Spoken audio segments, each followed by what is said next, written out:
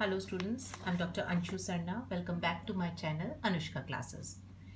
The topic of today's discussion is time series analysis.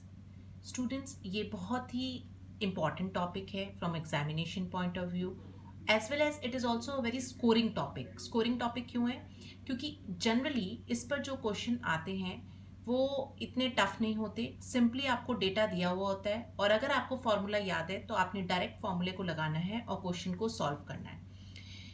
इसमें थोड़ा सा अगर आप प्रैक्टिस करेंगे तो इस पर जनरली एग्जाम में एक लॉन्ग क्वेश्चन बनता है और वो लॉन्ग क्वेश्चन आप इजीली सॉल्व कर सकते हैं अगर आपको फॉर्मूला याद है और थोड़ी सी अगर आपने अपने क्वेश्चंस की प्रैक्टिस कर रखी है तो it is not that tough topic. तो कहने का मतलब है ये बहुत ही स्कोरिंग टॉपिक है. अब सबसे पहले हम कॉन्सेप्ट समझते हैं कि टाइम सीरीज एनालिसिस का कॉन्सेप्ट क्या होता है, टाइम सीरीज होती क्या है. देखिए, a time series is a set of statistical observations arranged in chronological order.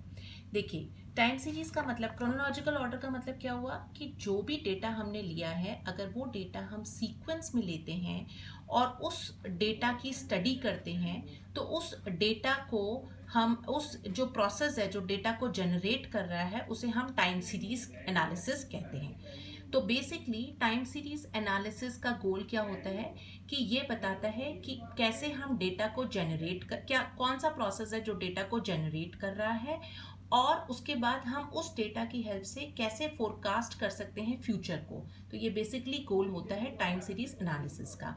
और जनरली टाइम सीरीज एनालिसिस में जो हम डेटा लेते हैं वो इक्वल इंटरवल्स में डेटा लेते हैं और सीक्वेंस में डेटा लेते हैं. इसका हम एग्जाम्पल कौन सा स्टडी कर सकते हैं, जैसे मान लीजिए मैं कहूँ टाइम सीरीज एनालिसिस के एग्जाम्पल्स क्या हुए, जैसे मान लीजिए आपने कहा टेम्परेचर, स्टडी ऑफ टेम्परेचर. अगर आप टेम्परेचर की स्टडी कर रहे हैं तो वो भी एक इक्वल इंटरवल में टेम्परेचर लोगे और उसकी स्टडी करोगे. अगर आपने कहा, मैंने कहा मंथली सेल्स की स्टडी, तो वो टाइम सीरीज एनालिसिस का ये भी एक एग्जाम्पल हो गया कि आप मंथली सेल्स ले रहे हो, मान लो साल की जनवरी, फरवरी, मार्च, अप्रैल, आपने इस तरीके से 12 महीने की सेल्स ली, इक्वल इंटरवल में हर महीने की सेल्स का डेटा स्टडी किया. ऐसे ही मैंने कहा कि आपको population, yearly population figure study करना है लास्ट 10 ईयर्स का. तो मान लीजिए आपने 2010 से 2020 के डेटा लिया और उसका स्टडी किया. तो सीक्वेंस में आप एक तो डेटा ले रहे हैं 2010 से 2020 का और इक्वल इंटरवल्स में डेटा ले रहे हैं. तो this is an example of time series analysis. अब हम बात करते हैं objectives of time series analysis के. ऑब्जेक्टिव्स क्या होते हैं? सबसे पहला ऑब्जेक्टिव है अंडरस्टैंडिंग पास्ट बिहेवियर, कि आपने डेटा अगर आपको दे रखा है, आपने पास्ट के बिहेवियर को स्टडी किया कि किस तरीके से डेटा जो है या ट्रेंड जो है हमारा पास्ट में रहा है, अपवर्ड ट्रेंड रहा है या डाउनवर्ड ट्रेंड रहा है या स्टडी ट्रेंड रहा है. और उसके बेसिस पे हमारा दूसरा ऑब्जेक्टिव होता है कि हम एस्टिमेट कर सकते हैं और फोरकास्ट कर सकते हैं फ्यूचर वैल्यूज को. जैसे मान लीजिए आपने, let's suppose two wheeler company है, टू व्हीलर कंपनी के लास्ट 10 ईयर्स की डेटा की सेल की स्टडी करी कि कितनी आपका टू व्हीलर सेल की सेल्स हुई है लास्ट 10 ईयर्स में. तो उसके बेसिस पर आप नेक्स्ट 10 ईयर का एस्टिमेट कर सकते हैं और फोरकास्ट कर सकते हैं कि आगे की फोरकास्ट उसकी वैल्यू क्या रहेगी.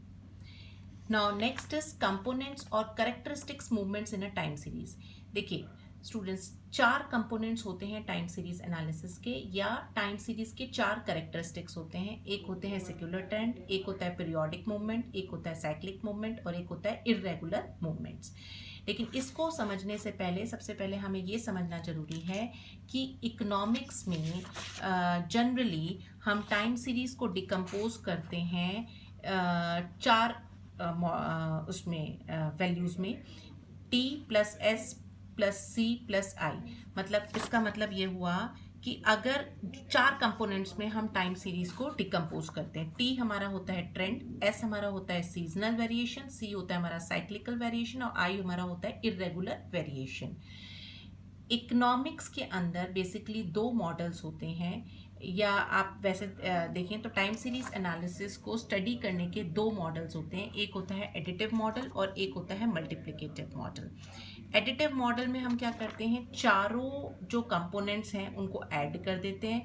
ये बताते हैं कि चारों कंपोनेंट्स आपस में इंडिपेंडेंट हैं और मल्टीप्लिकेटिव मॉडल में हम चारों कंपोनेंट्स को मल्टीप्लाई करते हैं। ये बताते हैं कि चारों कंपोनेंट्स आपस में डिपेंडेंट हैं, एक का होना दूसरे पे इफ़ेक्ट करता है। अगर एक में कुछ भी चेंजेस होंगे तो पूरा का पूरा जो रिजल्ट है वो आपस में, वो पूरे के पूरे कंपोनेंट्स हैं वो आपस में क्योंकि डिपेंडेंट होंगे तो पूरा रिजल्ट इफ़ेक्ट करेगा किसी भी एक कंपोनेंट के वेरिएशन से।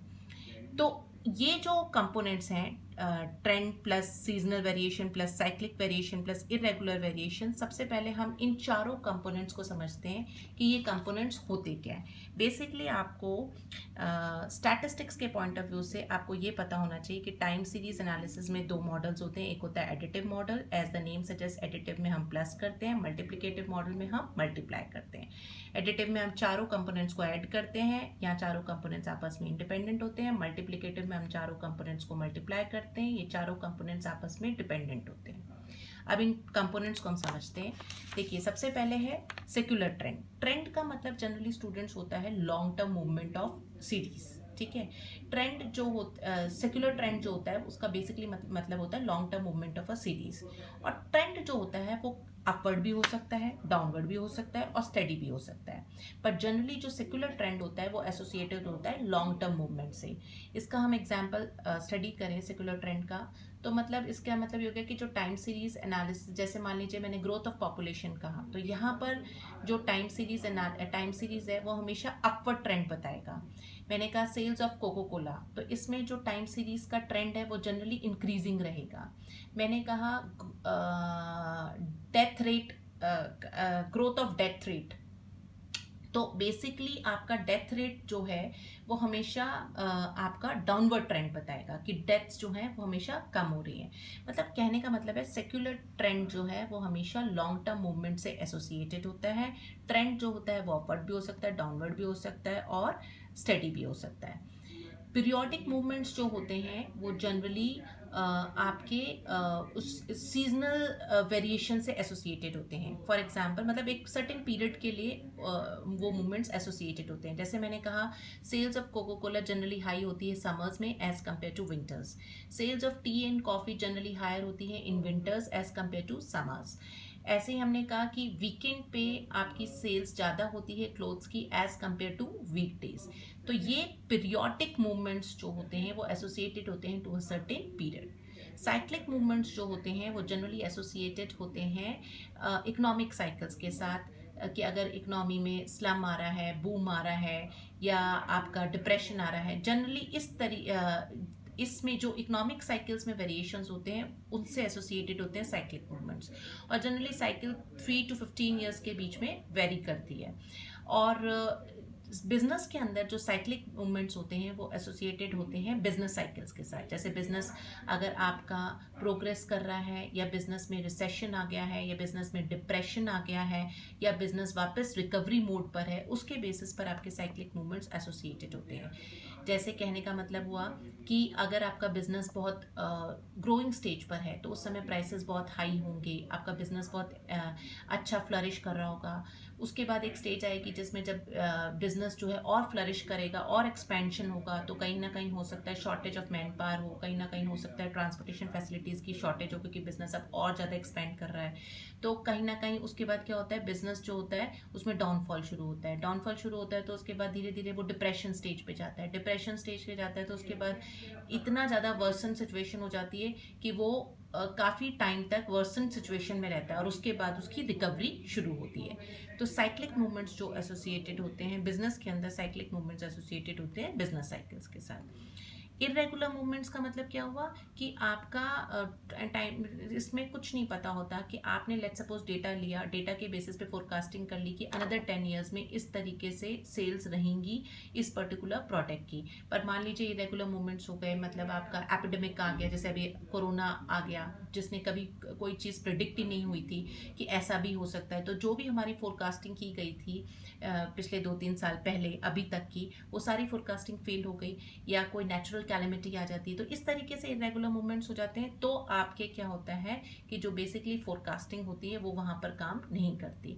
तो ये बेसिकली आपके 4 कंपोनेंट्स हैं और कैरेक्टरिस्टिक्स हैं टाइम सीरीज एनालिसिस की। तो तो आई होप स्टूडेंट्स आपको टाइम सीरीज़ की डेफिनेशन, ऑब्जेक्टिव्स एंड कंपोनेंट्स अच्छे से क्लियर हो गए होंगे. अगर आपको मेरा ये वीडियो पसंद आया है तो please don't forget to like, share and subscribe my channel. Thank you.